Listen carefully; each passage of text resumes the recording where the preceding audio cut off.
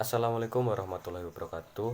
Baik teman-teman, di sini saya Luki Imam Syafi'i NIM 12402193297 dari kelas Ekonomi Syariah 5G akan menjelaskan dua istilah yang ada pada mata kuliah ekonometrika yang sesuai dengan isi atau metode yang ada pada skripsi yang berjudul Pengaruh Penanaman Modal Dalam Negeri dan Penanaman Modal Asing Terhadap Penurunan Tingkat Kemiskinan di Provinsi Jawa Timur pada tahun 2012 sampai dengan 2019 yang disusun oleh Lailatul Nur Elilia. Oke, langsung saja. Istilah yang pertama yaitu uji regresi linear berganda. Uji regresi linear berganda merupakan analisis statistik yang digunakan untuk membuat model dan menyelidiki pengaruh antara satu atau beberapa variabel bebas atau yang biasa disebut dengan variabel independen terhadap variabel terikat atau yang biasa disebut dengan variabel dependen.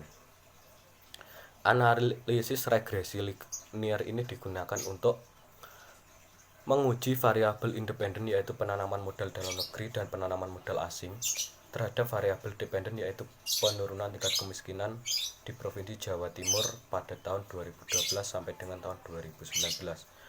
Berdasarkan hasil uji regresi linear, pada penelitian tersebut dapat diuraikan yaitu yang pertama, konstanta sebesar 20,314 yang menyatakan bahwa jika variabel penurunan modal dalam negeri dalam kurung X1 dan penanaman modal asing dalam kurung X2 masing-masing dalam keadaan tetap atau konstan, maka penurunan tingkat kemiskinan dalam kurung Y nilainya sebesar 20,314. Yang kedua yaitu koefisien regresi X1 atau penanaman modal dalam negeri sebesar 0,122 yang menyatakan bahwa setiap kenaikan karena tanda positif satuan pada variabel penanaman modal dalam negeri, maka nilai penurunan tingkat kemiskinan akan semakin meningkat.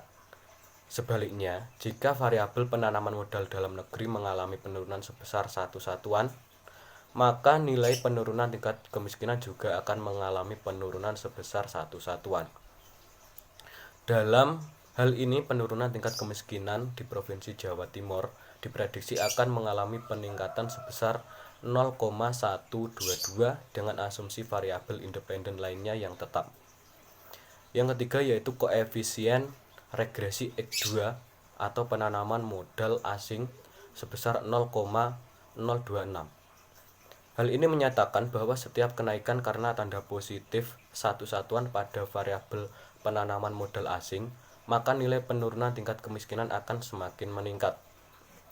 Namun sebaliknya, jika variabel penanaman modal asing mengalami penurunan sebesar satu satuan, maka penurunan tingkat kemiskinan juga akan mengalami penurunan sebesar satu satuan. Dalam hal ini, penurunan tingkat kemiskinan di Provinsi Jawa Timur diprediksi akan mengalami peningkatan sebesar 0,026 dengan asumsi variabel independen lainnya tetap.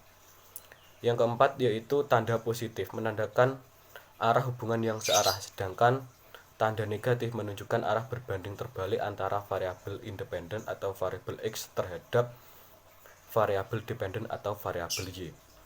Untuk istilah yang kedua yaitu uji koefisien determinasi.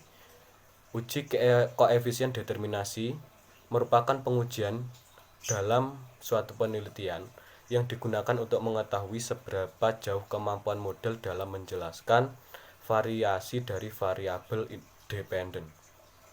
Nilai koefisien determinasi yang mendekati angka 1 artinya variabel independen memberikan hampir semua informasi yang digunakan untuk memprediksi variabel dependen.